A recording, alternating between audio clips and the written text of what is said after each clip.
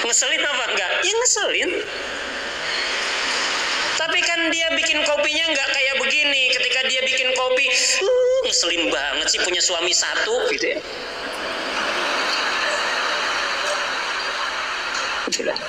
Tapi apa? Ya Roh, semuanya dengan penuh apa? Doa. Kita nggak bisa ngadu sama orang lain kecuali kepada siapa? Allah, Allah, Allah, Allah. Kita ini punya batasannya. Wala haula wala quwata illa billah. Nggak ada daya kecuali Allah berikan kita kekuatan. Allah dulu, Allah lagi, Allah terus. La ilaha illallah. Jadi orang yang udah ngaji di Akhwat Bergerak Banjarnegara, dikit-dikit Allah, dikit-dikit Allah, jangan Allahnya dikit. Tapi apa? Dikit-dikit Allah. Ada masalah Allah, lagi senang alhamdulillah. Lagi susah doanya sama Allah, ngadunya sama Allah, minta dan berharapnya kepada Allah. Insya Allah. Dan keajaiban itu pun akan datang. Keajaiban itu akan datang. Lihat. Jadi yang pertama apa? Menerima. Yang kedua apa? Mengadu. Menerima. Yang kedua apa? Mengadu. Keajaiban itu datang. Terakhir. Biasanya kalau udah terakhir, sebentar lagi pulang. Terakhir. Yang terakhir setelah menerima, kemudian mengadu, selanjutnya apa? Selanjutnya adalah melakukan. Bukan hanya cuma sekedar nerima, bukan hanya sekedar ngadu sama Allah, bukan hanya ketika kita mendengar sesuatu yang buruk kita cuma bisa nerima doang. Habis kita terima kemudian kita ngadu doang, tapi harus apa? Melakukan. Apa maksud dari melakukan? Ikhtiar iman maksimal. Ikhtiar, ada usahanya. Usahanya. Ada usahanya. Bukan hanya sekedar usaha, tapi dengan penuh keimanan, penuh dengan kepercayaan. Usahanya juga bukan cuma sekali, bukan cuma 2 kali, habis itu putus asa. Tapi apa? Maksimal, pol-polan. Apa? Maksimal, pol-polan. Ikhtiar, iman, maksimal. Maksudnya apa? Usaha dengan penuh keyakinan kepada Allah, pol-polan. Ikhtiar iman maksimal. Usaha dengan penuh kepercayaan, pol-polan. Ya. Ikhtiar tadi apa artinya? Usaha. Iman, percaya, yakin. Tidak ada usaha yang sia-sia. Tapi juga jangan cuma sekali, 2 kali, tapi apa? Berkali-kali. Itulah dinamakan apa? Pol-polan atau maksimal. Oleh karena itu, ada yang namanya perjalanan sa'i. Apa? Perjalanan sa'i. Sa'i. Tahu perjalanan sa'i? Ada di mana saat melaksanakan ibadah umroh atau haji. Setelah tawaf itu sa'i. Tawaf itu kita cuma berputar 7 kali, ya, mengelilingi Ka'bah. Artinya apa? Selama 7 putaran cuma Allah Tuhan kita. Tauhid di situ. Mau ke kanan, ke kiri, ke depan, ke belakang ada Allah. Dimanapun kita berada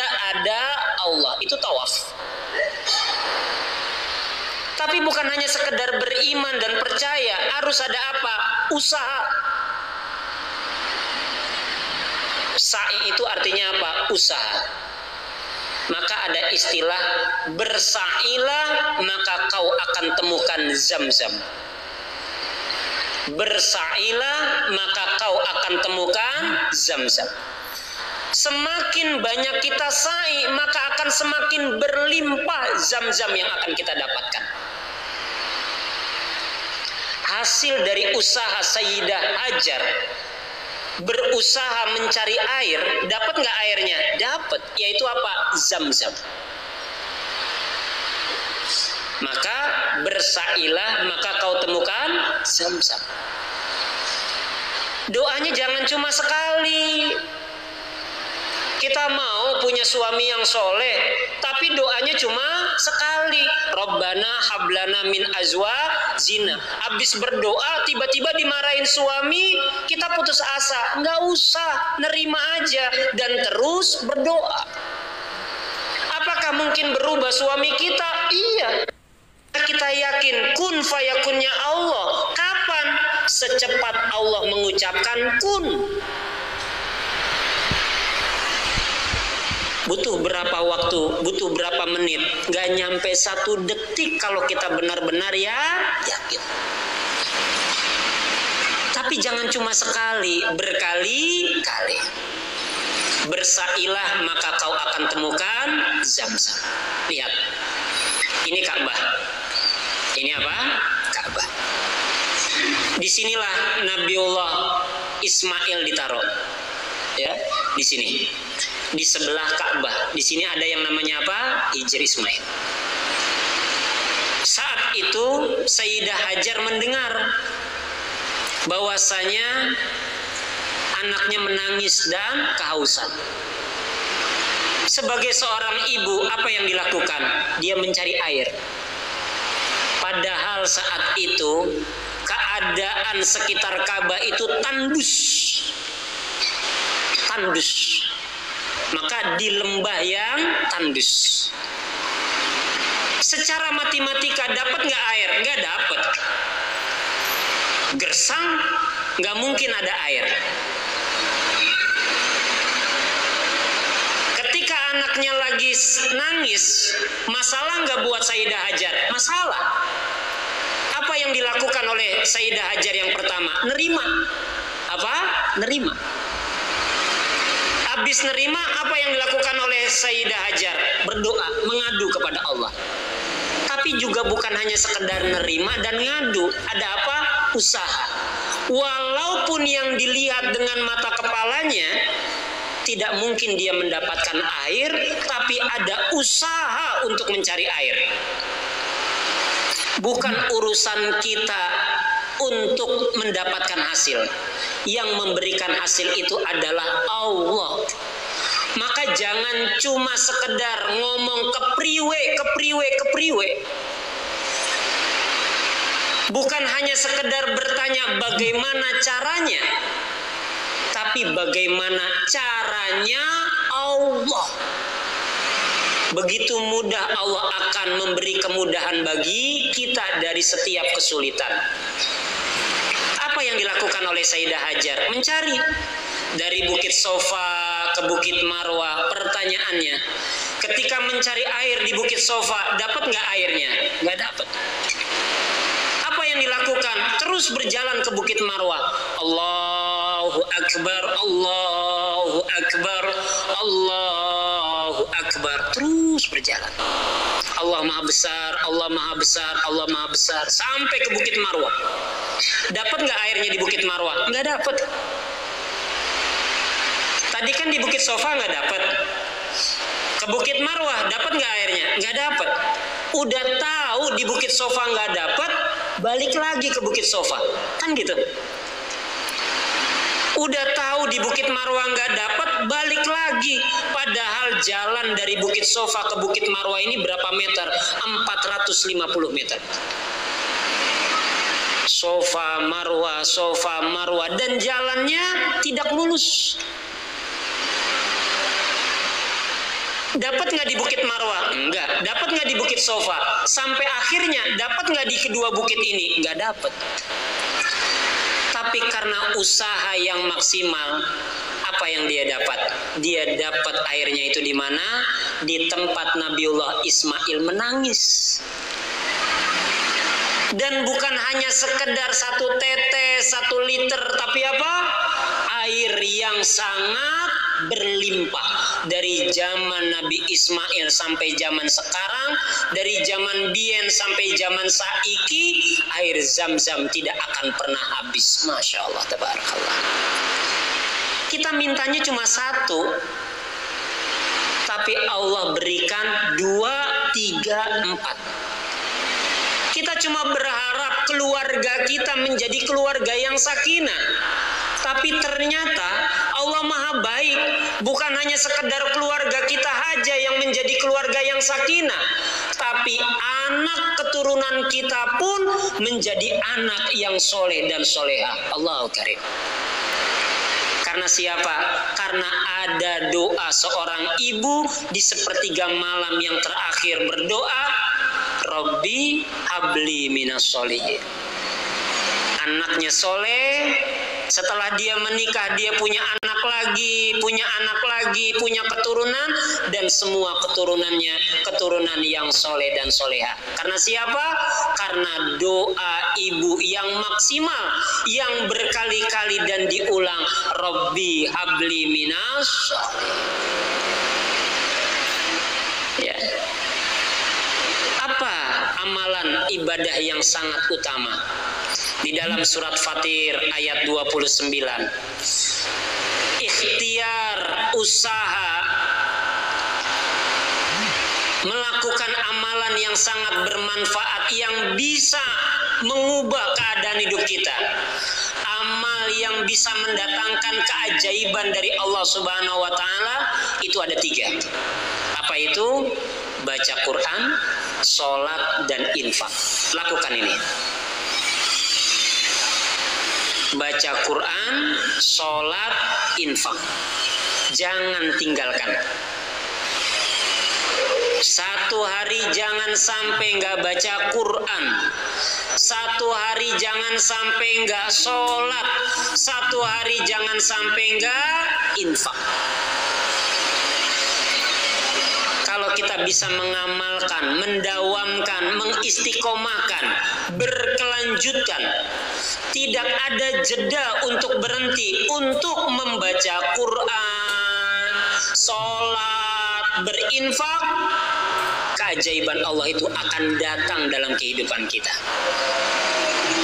Inilah aksi yang paling sangat bermanfaat dan tidak akan pernah menjadikan amalan ini menjadi amalan yang merugi. Karena 3 amalan ini adalah amalan yang menguntungkan bagi kita semuanya apabila kita bisa mengamalkan. Apa itu? Baca Quran.